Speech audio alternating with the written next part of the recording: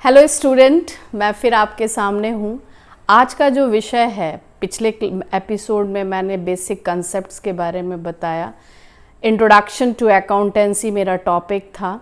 इस बार का जो टॉपिक है ये बेसिक टॉपिक है जो हर एक स्टूडेंट को जानना चाहिए, तभी आप आगे जितने भी अकाउंट्स बुक प्रिपरेशन किए जाते हैं इसी सिद्धांत के अनुसार। तो आज का जो टॉपिक है principal of accounting. Principal of accounting Hindi में से सिद्धांत कहेंगे और इसी पे पूरा अकाउंटिंग आधारित है। तो इसको समझने के लिए सबसे पहले इसको what is principle of accounting? In a simple word you can say rules of action. Any action, any conduct you are doing, there are certain rules. उस रूल्स को आपको फॉलो करना होगा और उसी रूल्स पे आपका सारा अकाउंटिंग वर्क निर्भर करता है। What are those rules? To understand this rules, first of all it is classified into two category. दो कैटेगरी में इसको बांटा गया है। एक है अकाउंटिंग कंसेप्ट और दूसरा है अकाउंटिंग कन्वेंशन। अब ये दो पार्ट में बांटने के पीछे रीज़न क्या है? पहला रीज़न ये है कि अकाउंटिंग कंसेप्ट मैंडेटरी है, आपको इसी रूल्स पे चलना होगा। Why rules are made, why rules are there? Why? Because if there is any confusion, then how you will tackle the situation, for this rules are made। क्योंकि कुछ ऐसे transactions जिसको मैंने पिछले वीडियो में एक्सप्लेन किया था ट्रांजैक्शन को, तो कोई भी ट्रांजैक्शन रिकॉर्ड करने के रूल्स हैं और अगर वहाँ कोई कन्फ्यूज़न है तो उसके कुछ रूल्स बनाए गए हैं और आपको उसी रूल्स पर आगे का काम करना है। तो एक मैंने कहा अकाउंटिंग कंसेप्ट मैंडेटरी है, आपको हर हाल में उस सिचुएशन में आपको कौन से रूल्स पर काम करना है उस पर डिस्कशन किया गया है। और जो कन्वेंशंस है वो ऑप्शनल है, लेकिन that also is applicable while recording books of, while maintaining books of accounts. तो इसको मैं बहुत ही सिंपल तरीके से आपके सामने रखूँगी, बहुत ही आसानी से आप इसको समझ पाएंगे। समझिए ये आपका फंडामेंटल्स है। तो सबसे पहले मैं आपको अकाउंटिंग कंसेप्ट के बारे में बताऊं। हम पहले अकाउंटिंग कंसेप्ट समझेंगे। 8 कंसेप्ट हैं और 8 कंसेप्ट में पहले होता क्या है concept? It can be defined as those assumptions and conditions upon which the science of accountancy is based। इसका मतलब ये हुआ कि उस कंडीशन, पहले से पूर्व अनुमान लगाना, एजम्पशन का मतलब पूर्व अनुमान लगाना, या उस परिस्थिति को पहले से एज्यूम करना। अब यहाँ बात आपको समझ में नहीं आ रही होगी कि क्या अनुमान लगाना, किस परिस्थिति को प्री एज्यूम करना है।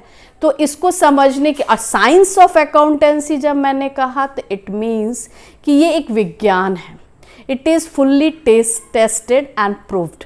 तो वो कौन से सिद्धांत हैं उसको अगर हम समझें, किस परिस्थिति की बात की जा रही है, क्या अनुमान लगाने की बात की जा रही है, तो इसको आगे बढ़ते हैं कि देयर आर 8 कंसेप्ट। इस पे आपको पूरा नॉलेज होना चाहिए, तभी आप इस अकाउंटिंग विषय को बहुत अच्छे से समझ पाएंगे।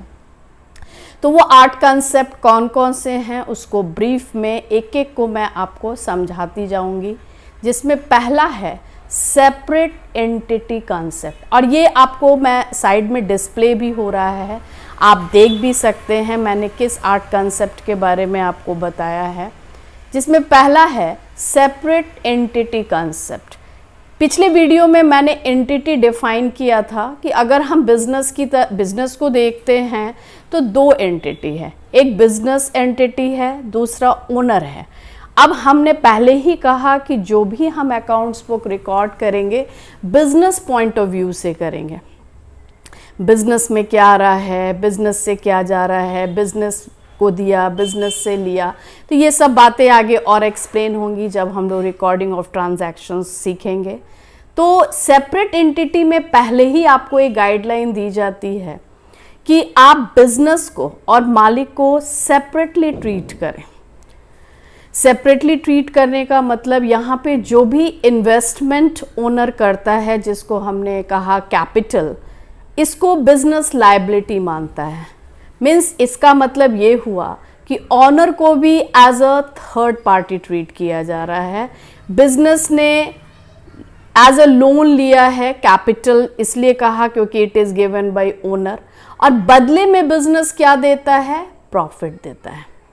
तो अगर आपके सामने क्वेश्चन आए कि व्हाट इज कैपिटल, तो सिंपली यू कैन से of course it is a investment made by honour, but it is a liability for the business and it cannot be paid during the lifetime of the business. At the time of winding up only it can be paid. Why so? क्योंकि ये capital जो है अब cash के form में नहीं है, resources के फॉर्म में है। तो अगर हमको रीपे करने की सिचुएशन आ जाए तो ये रीपेमेंट कैसे होगा?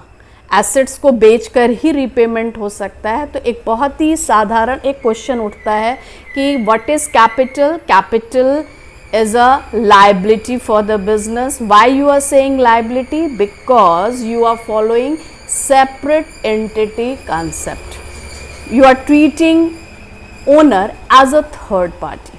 Of course it is an internal liability, और आगे जब हम बढ़ते हैं तो लाइबिलिटी के भी क्लासिफिकेशंस किए गए हैं, इंटरनल लाइबिलिटी, एक्सटर्नल लाइबिलिटी। और रिपेमेंट की बात की जाए तो प्रियोरिटी पहले एक्सटर्नल की जाती है, फिर इंटरनल की जाती है। तो इस तरह से सेपरेट एंटिटी कंसेप्ट में एक गाइडलाइन ये दी गई कि you just treat business and owner separately, पहला पॉइंट। दूसरा point, as I said last video में मैंने बताया था कि ड्राइंग्स, जो भी पर्सनल ड्राइंग्स ओनर करता है इसका भी एडजस्टमेंट किया जा रहा है। Why? Because he is considered as a third party. So it is this drawings part is deducted from the capital. Capital से इसको घटाया जा रहा है। तो ये जो हम एडजस्टमेंट अकाउंट्स बुक में करते हैं, कैपिटल को लायबिलिटी मान ले रहे हैं, ड्राइंग्स को कैपिटल से घटा दे रहे हैं, तो all this arrangements are made. Why? Because accountant follow separate entity concept. अब यहाँ देखिए, जो मैंने आपको कंसेप्ट का डेफिनेशन बताया था, अजम्पशन करना, मतलब ये तय है कि आज नहीं तो कल ऑनर पर्सनल ड्राइंग्स करेगा, तो how that drawings will be displayed और adjusted in the books of account. तो इसके लिए आपको गाइडलाइन दी कि in that situation you just deduct this drawing from the capital. जैसे जैसे वो ड्राइंग करता जाएगा, बिजनेस की लायबिलिटी जो कैपिटल लायबिलिटी है वो घटती जाएगी। तो ये एडजस्टमेंट होने के पीछे वजह ये है कि यहाँ पे इस रूल, इस सिद्धांत, इस प्रिंसिपल को फॉलो किया जा रहा है, that is separate entity concept. अब हम आगे बढ़ें। हमारा दूसरा कंसेप्ट है मनी मेजरमेंट कंसेप्ट। तो डेफिनेशन जिसने भी पढ़ा होगा अकाउंटिंग का, तो it is an art of recording, classifying, summarizing the business transaction in a significant manner and it deals only with money. तो यहाँ पे बात आई कि कोई भी इवेंट या ट्रांजैक्शन में मनी का इन्वॉल्वमेंट या हर वो वस्तु जिसको मनी के टर्म में कन्वर्ट किया जा सके, मेजर किया जा सके, that only records in the books of account. तो ये बात आई कहाँ से? Why? Because we are following money measurement concept. इसको मैंने लिंक किया इस सिद्धांत से कि हर उन चीज़ों को हम अकाउंट्स बुक में रिकॉर्ड करते हैं जिसको मनी के टर्म में मेजर किया जा सके। फर्नीचर मॉनेटरी टर्म में मेजर हो सकता है, जितने भी रिसोर्सेज हैं वो सारे मेजरेबल हों, उन्हीं को अकाउंट्स बुक में रिकॉर्ड किया जाता है। But some non monetary things that are very valuable for the business, like good team of workers, honesty, इतना वैल्यूएबल है कि इसी पर बिजनेस टिका हुआ है, but it is not recorded anywhere. Why so? because it cannot be measured in terms of money. So this is one of the great limitation of accounting. So what? Because we follow this concept, money measurement concept. तो मुझे लगता है आपको ये बात समझ में आ गई होगी. बाय वर्ड से ये क्लियर है कि मनी के टर्म में जिसको हम कन्वर्ट कर सके उसी को हम अकाउंट्स बुक में रिकॉर्ड करेंगे. अब हम तीसरे कंसेप्ट की बात करें, कॉस्ट कंसेप्ट. ये क्या गाइडलाइन देता है? इसको मैं बहुत अच्छे से आपको मैंने whatever expenditure you have incurred to acquire the things की अगर हम बात करें तो से फॉर एग्जाम्पल आपने मशीनरी खरीदी. ओके, अब आपने जो मशीनरी खरीदी किस वैल्यू में खरीदी? मान लीजिए आपने 1 लाख की मशीन खरीदी. ओके, अब वो मशीन आपने जिस दिन अपने बिजनेस में परचेज करके लाया उसके टेक नेक्स्ट डे उसकी वैल्यू बढ़कर 1,20,000 हो गई. Now there is a confusion. अब ये 1 लाख में खरीदा, मार्केट वैल्यू 1,20,000 है, मार्केट प्राइस 1,20,000 है, परचेज प्राइस 1 लाख है. Now there is a confusion कि which value should be shown in the books of account. ये एक कंफ्यूजिंग सिचुएशन है. तो मैंने पहले ही कहा सिद्धांत होते किस लिए हैं?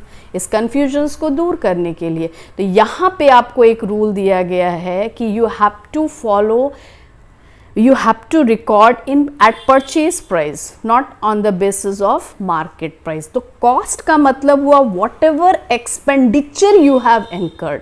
अब आप याद करिए, मैंने expenditure में 2 बात कही थी. एक होता है capital expenditure, दूसरा होता है revenue expenditure. तो मुझे पता है स्टूडेंट आपको ये जो purchase of machinery है इसका जवाब होगा capital expenditure, क्योंकि रोज रोज हम मशीन खरीद के नहीं लाएंगे.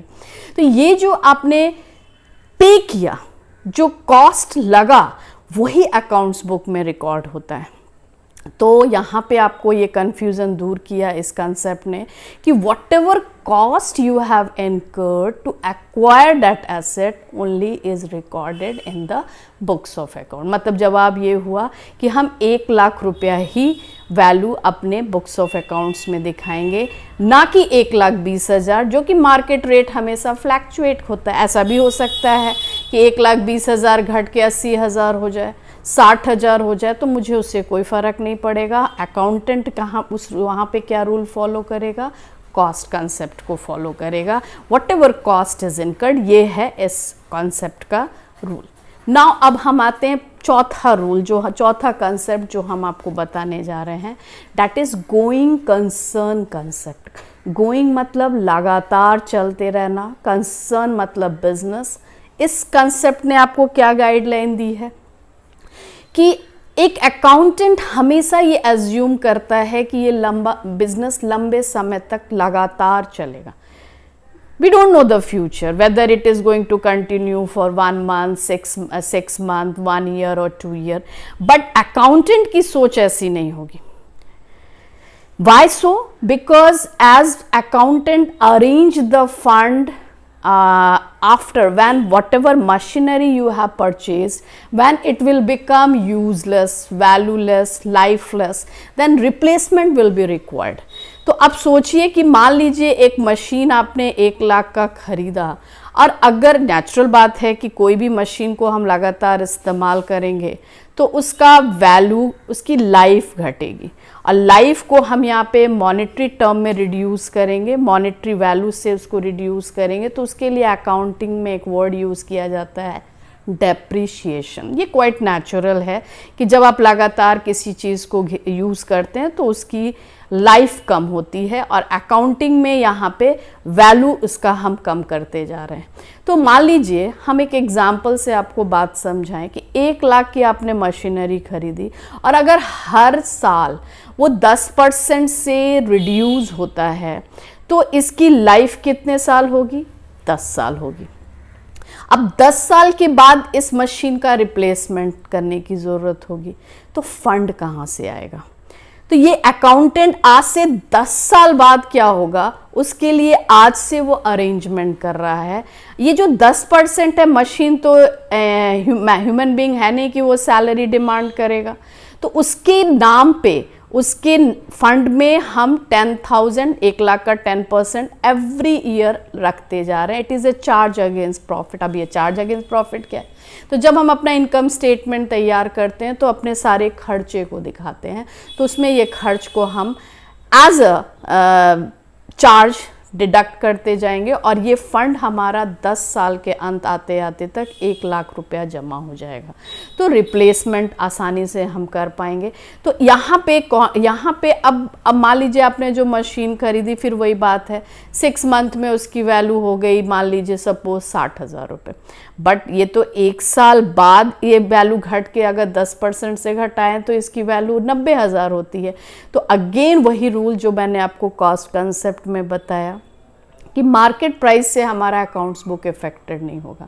हमारा अकाउंट्स बुक जो है जिस दर से घट रहा है उस दर से ही हम अपने अकाउंट्स बुक में एसेट की वैल्यू को घटाएंगे। और इसको यहाँ भी वही बात की गई है कि you are keeping aside some portion of amount out of the profit, you are accumulating some amount of profit in the form of depreciation so that you can do replacement in future where your assets will become useless, है ना।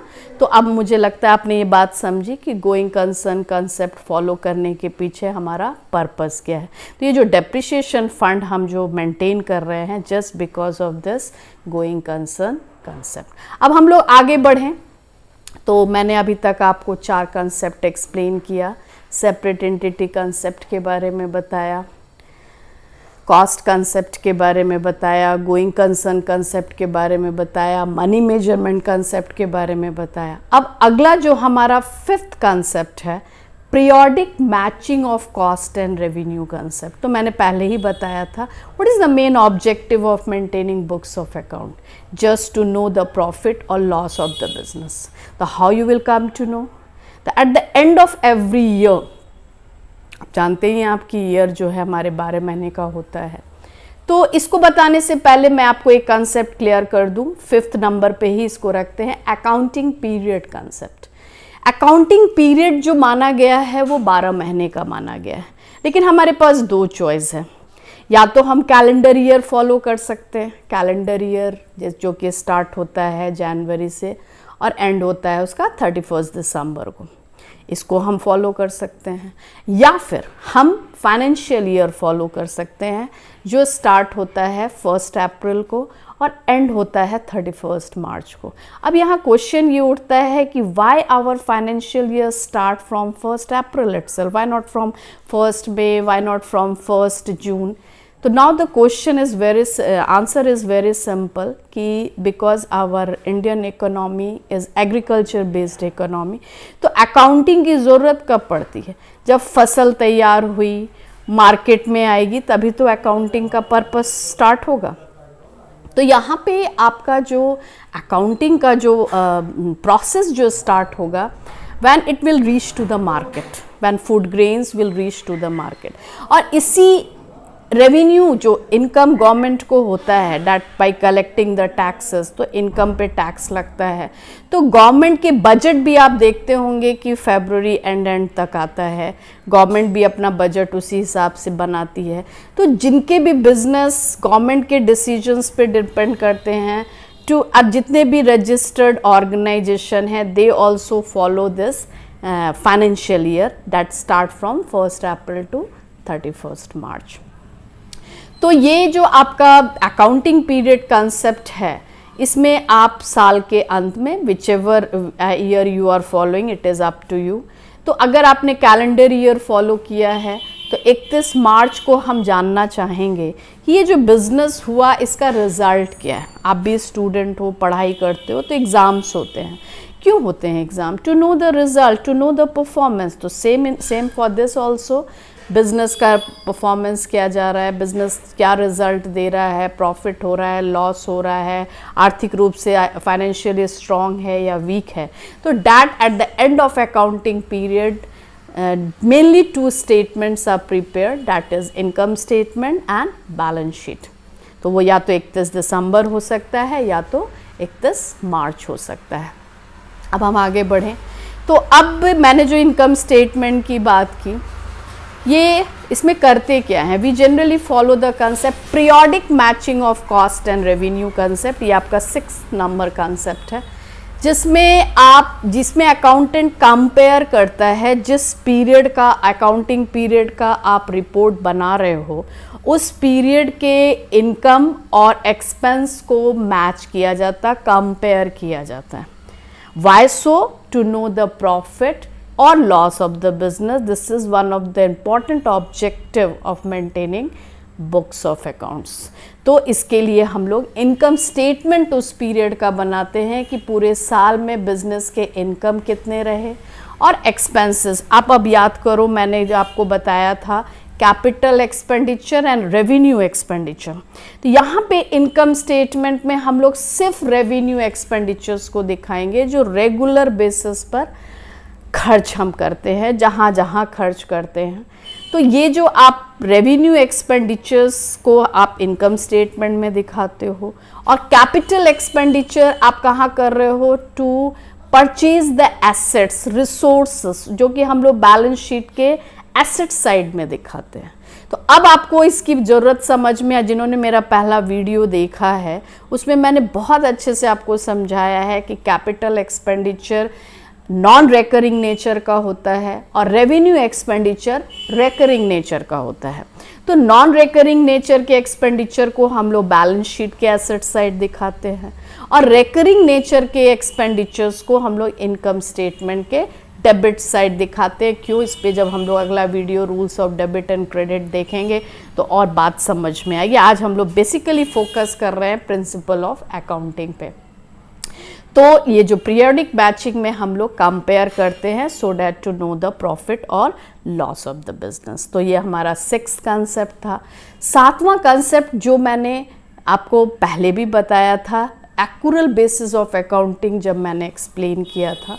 तो ये जो rules हम follow कर रहे हैं, why? Because we are following realisation concept. ये रूल आता कहाँ से है? रियलाइजेशन कंसेप्ट ही हमें ये गाइडलाइन देता है कि whenever you sell the assets, अगर आपने टाइटल ओनरशिप की ट्रांसफ़र कर दी, whether you have received the money or not, it doesn't matter. Once you have sold the goods, that means you have realized the income. तो आप उसी period में इस income को दिखाएंगे। पैसा भले वो फ्यूचर में दे, क्योंकि क्रेडिट बेसिस पे ट्रांजैक्शन हुआ है तो आपको पैसा फ्यूचर में कलेक्ट होगा। मैं आपको बहुत अच्छे से एक एग्जाम्पल आपको बताती हूँ। जैसे मान लीजिए कि आप अप्रैल मंथ का सेल हुआ है 40,000 रुपीज़। एक एग्जाम्पल मैंने आपको समझाया। उस 40,000 में आपने 20,000 का कैश में सेल किया, 20,000 आपने क्रेडिट में सेल किया, और ये जो 20,000 का जो क्रेडिट में सेल है वो आप कलेक्ट करोगे जून के महीने में। तो आपसे क्वेश्चन किया जाए कि आपके अप्रैल मंथ का इनकम क्या होगा। Are you getting my question? मुझे लगता है आप क्वेश्चन सुने। 20,000 आपने कैश में सेल किया, 20,000 आपने क्रेडिट में सेल किया, मतलब टोटल सेल आपने 40,000 किया, बट ये 20,000 you will collect in the month of June. तो what will be your income in the month of April? Your answer will be 40,000, not 20,000. Of course, you are receiving it in the month of June, then also it will be considered as an income of April itself, in the month of April itself, not the June. तो इस rule को आपने कहाँ से सीखा?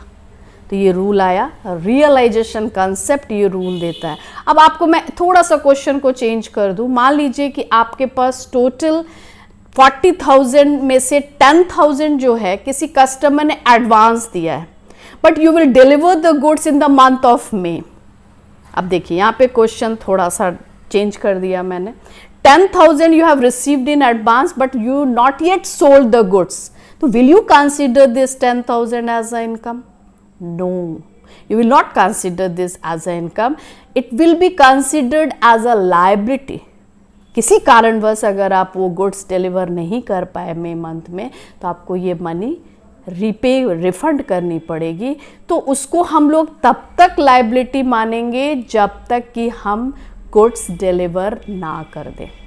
तो ये जो सिद्धांत है receiving money in advance or you will received in future, it doesn't mean, it is not going to affect your income. जिस पीरियड में सेल होगा, इनकम अर्नड पीरियड को ही हम इनकम मानते हैं. रिसीव्ड पास्ट में करें या फ्यूचर में करें या प्रेजेंट में करें, that is not the basis to consider it as a income. तो ये रूल कहाँ से आया? रूल तो समझना होगा. तो it is from realisation concept. तो ये जितने भी कंसेप्ट्स की मैं आज आपको एक्सप्लेन कर रही हूँ, ये बहुत इम्पॉर्टेंट पार्ट है जो किसी भी इंस्टीट्यूशन में सीधे सिखाना शुरू करते हैं रिकॉर्डिंग ऑफ ट्रांजैक्शन. अरे इसके रूल्स कहाँ से आ रहे हैं, कहाँ से ओरिजिनेट हो रहा है, इसका बेसिक फंडामेंटल आपका क्लियर नहीं होगा तो आप हमेशा कंफ्यूज रहोगे कि हर सिचुएशन में कौन से रूल्स को कब अप्लाई करना है. ये कंसेप्ट क्लियर करना बहुत ज़रूरी है.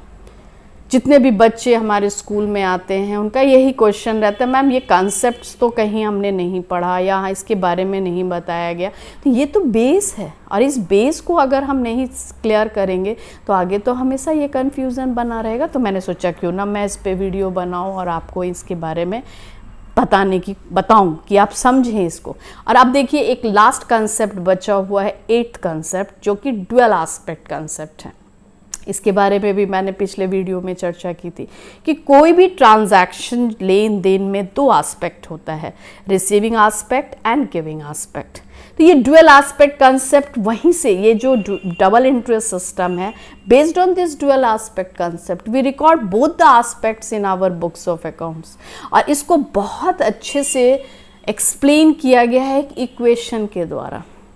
आप बुक्स को देख सकते हैं, उसमें इक्वेशन दिया है. कैपिटल जो कि मालिक ने इन्वेस्ट किया, लाइबिलिटी जो आप एक्सटर्नल सोर्स से आपने कहीं से भी फंड अरेंज किया, बहुत सारे सोर्स हैं फंड अरेंज करने के.